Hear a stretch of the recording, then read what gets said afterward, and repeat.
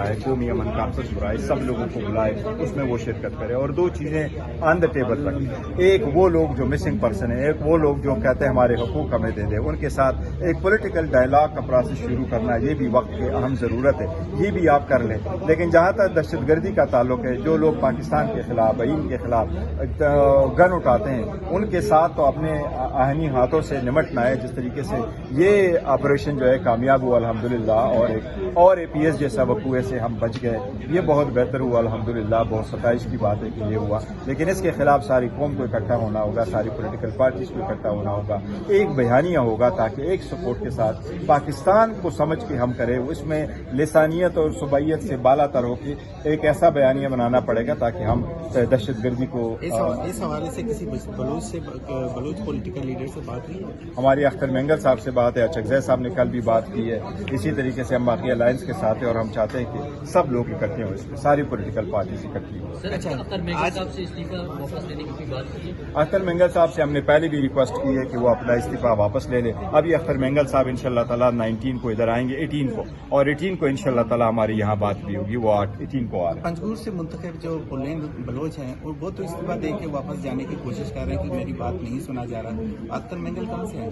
نہیں دیکھو, جو میں نے عرض کیا کہ جن لوگوں کی بات نہیں سنی جاتی, جن لوگوں کے حقوق کی جنگ لڑ رہے, جو مسنگ پرسن کی بات کر رہے ہیں, یہ سیاسی معاملات ہیں. سیاسی معاملات کو ڈائلاگ کے ذریعے سے مل بیٹھ کر کے حل کرنے چاہیے اور بات ایک دوسرے کو سننا چاہیے. یہ سارے ہمارے شہری ہیں, چاہے وہ بلوچستان میں, چاہے وہ اسلام آباد میں. آپ کو امید ہے کہ اس حکومت نے مذاکرات کامیاب کرنے؟ دیکھو, اس حکومت نے, میں آپ کو یہ کہوں, وزیر اعظم نے کل جو اسپیچ کی ہے اور ڈیفنس منسٹر نے جو اسپیچ کی ہے, حکومتی نمائندوں نے اسپیچ کی ہے, اس نے قوم کو اکٹھا کرنے کی اسپیچ نہیں کی. پاکستان تحریک انصاف اس وقت 70% پاکستانی عوام پہ مشتمل سب سے بڑی پولیٹیکل پارٹی ہے, دنیا جانتی ہے, ساری دنیا کہتی ہے. اگر آپ اس پارٹی کے اس سپورٹ کے بغیر جنگ جیت سکتے ہیں تو آپ کو مبارک ہو. لیکن یہ ضرور ہے, لازم ہے کہ آپ ایک بیانیہ بناؤ جو پورے قوم کا بیانیہ ہو, سارے پولیٹیکل پارٹی آن بورڈ ہو, تب جا کے آپ جنگ جیت سکتے ہو. اس عوام کو پاکستان کے ورکروں کے ایز اے نیشنل آرمی استعمال کریں تاکہ ہم دہشت گردی. آج اسلام آباد ہائی کورٹ کے جسٹس سردار اعجاز احسان خان نے 2 بجے بانی پی ٹی آئی کو پیش ہونے کا 2 بجے انہوں نے کہا ہے کہ ویڈیو لنک کے ذریعے پروڈیوس کرے, نہیں ہے تو پرسنل پروڈیوس کرے. دیکھو, ان کے ملاقات نہیں دی جا رہی. کل لیڈر صاحبان گئے تھے, ان کو ملاقات کی اجازت نہیں دی تھی. کہاں ایسا لکھا ہوا ہے کہ آپ ان کی ملاقات کی اجازت نہ دے دیں جبکہ کورٹ کے آرڈر ہے؟ تو وہ تو ہم مسلسل کہہ رہے ہیں کہ خان صاحب کے ساتھ زیادتی ہو رہی ہے, ناکردہ گناہ میں ان کو رکھا ہوا ہے, پولیٹیکل وکٹمائزیشن ہے. وہ بشرا بی بی اس پولیٹیکل وکٹمائزیشن سے گزر رہی ہے. تو یہ سب کچھ تو پولیٹیکل وکٹمائزیشن ہے. اگر یہ پولیٹیکل وکٹمائزیشن ہوگی تو ملک کیسے ایک جاتا ہوگا؟ آپ کی باتوں سے لچک کا مجھے آثار دکھائی دے رہا ہے, لیکن آپ کیا سمجھتے ہیں کہ آپ کے ساتھ مذاکرات دوبارہ پی ٹی آئی کے ہوں گے گورنمنٹ کے؟ دیکھیے, ہاں دیکھو, یہ جو نیشنل کاز ہے اس پہ تو ہم کریں گے. ہم تو مذاکرات تو پہلے بھی ہم نے کوشش کی, کمیٹی بنی تھی, حکومت نے راہ پر اختیار کی. پہلے کمیٹی نہیں بنائی, کمیٹی بنائی تو پھر in writing they do, in writing لانے کے بعد بھی دوسرے طریقے کر لیے. تو اب کوشش کرنی چاہیے. دیکھو, سارے قوموں کی زندگیوں میں سم ٹائم ایسے سخت وقوع آتے ہیں. میں آپ کو ایک مثال دیتا ہوں. 1881 میں امریکن پریزیڈنٹ جیمز کو اپنے پولیٹیکل ورکر نے گولی مار کے قتل کیا تھا, اس لیے کہ اس نے کہا کہ آپ نے مجھے جاب نہیں دی. اور اس کے بعد سول سرونس ریفارم آ گئے. دیکھو, اس کے بعد 70 میں ایک گولی چلی, اس کے بعد 80 میں گولی چلی, 50 سالوں میں پھر گولی نہیں چلی, کیونکہ اس کو لوگ ایک اپرچونٹی سمجھ کر کے اقدامات کرتے ہیں تاکہ فیوچر میں نہ ہو.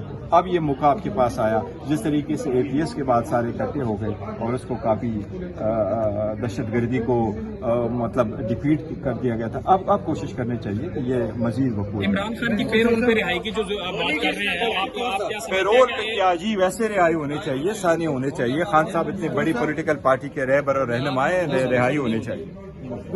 ایک منٹ سے میں نے آپ کو ابھی کر دیا, دعوت نامہ نہیں آیا اور ابھی تک ہم نے اس کا سنا بھی نہیں ہے. پاکستان تحریک انصاف خود اعلان کر چکی ہے کہ آل پارٹیز کانفرنس ہونے چاہیے. ان کا آئے گا تو دیکھیں گے انشاءاللہ. اچھا, آل پارٹیز کانفرنس میں آپ کا نقطہ نظر کیا ہوگا؟ کیا آپ اپنا لاہ عمل دیں گے یا کہ ان کا؟ دیکھو, پاکستان تحریک انصاف پہلے کہہ چکی ہے کہ دہشت گردی میں سارے لوگوں کو اکٹھا ہونا چاہیے. پاکستان سب سے پہلے اس پہ ایکشن ہونا چاہیے. لیکن جن لوگوں کے रिजर्वेशन है, जो मिसिंग पर्सन है, जिनका हकूक नहीं मिल रहे, जिन लोगों को उठाया जा रहा है, उनको भी आप सुने, एक पॉलिटिकल डायलॉग भी साथ साथ हो, उनके काजेज भी साथ साथ हो। हम सिर्फ ये नहीं है कि एक यकजहती शो करें, लेकिन अपने आप को फिर डिवाइड करें। ऐसा नहीं है कि यकजहती शो करने के लिए हम कहते हैं बस फ्यूचर की तरफ बढ़ो, जो रूट काजेज है उसको हम छोड़ दें। कोशिश करनी चाहिए कि उनको भी एड्रेस करें और फ्यूचर के लिए भी लाहेअमल बना लें। सर, आज असम्बली में तलाल चौधरी साहब ने जो तकरीर की है आपने सुनी होगी, पाकिस्तान तहरीक इंसाफ के MNA हैं, आप क्या कहेंगे उस पर?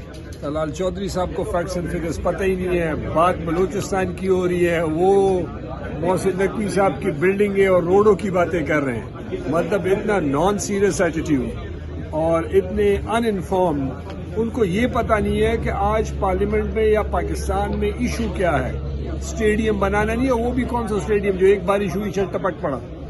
तो वो हमें कभी इधर चौक के अंडरपासेस बता रहे हैं, कभी ये बता रहे हो। भाई लॉ एंड ऑर्डर की सिचुएशन बताओ कि इंटीरियर मिनिस्ट्री वहाँ क्या कर रही है। सो he is new, you know, as usual वो जो स्टेज में चौक में खड़े होकर तकरीर करते हैं उस तरह की तकरीर है, लेकिन PTI वाले ने उनको आईना दिखाया। सर, APC का इजलास बुलाने का फैसला किया है, तो क्या लगता है कि पाकिस्तान की सबसे बड़ी जुमात पाकिस्तान तहरीक इंसाफ के सरबराह इमरान खान को उसकी दावत दी जाएगी उसमें शिरकत की? ये तो बड़ी अच्छी बात है।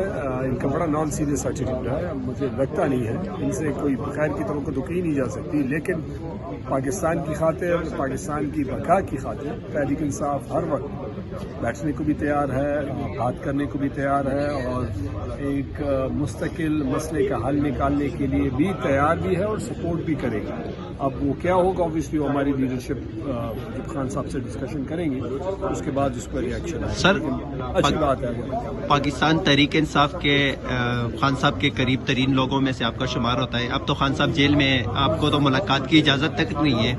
तो KPK में पाकिस्तान तहरीक इंसाफ का तीसरा स्पेल चल रहा है, बहुत सारे लोग बातें कर रहे हैं, हुकूमत नाकाम हो चुकी है, करप्शन हो रही है। आपका ताल्लुक खैबर पख्तूनख्वा से, एक अली अमीन खान गंडापुर की हुकूमत के बारे में आप क्या कहेंगे? दूसरा तीसरा स्पेल जो चल रहा है पाकिस्तान तहरीक इंसाफ, उसके लिए देखिए, तहरीक इंसाफ को अल्लाह के फजल करम से लोगों ने, पख्तूनख्वा के लोगों ने 2/3 मेजॉरिटी दी है तीसरी दफा। ये अनप्रेसिडेंटेड, इससे पहले कभी उन्होंने दूसरी दफा भी किसी को नहीं दी। इमरान खान की चाहत है, तहरीक इंसाफ की डिलीवरी है, तहरीक इंसाफ की मेहनत है, उतार चढ़ाव आता है, हुकूमतों में कमजोरियाँ भी होती हैं, स्टंट भी होती है। देखिए हमारी सिचुएशन बाकी सूबे से बिल्कुल डिफरेंट है। एक तो हमें फाइनेंशियल प्रॉब्लम है क्योंकि वफाक में पैसे नहीं दे रहा।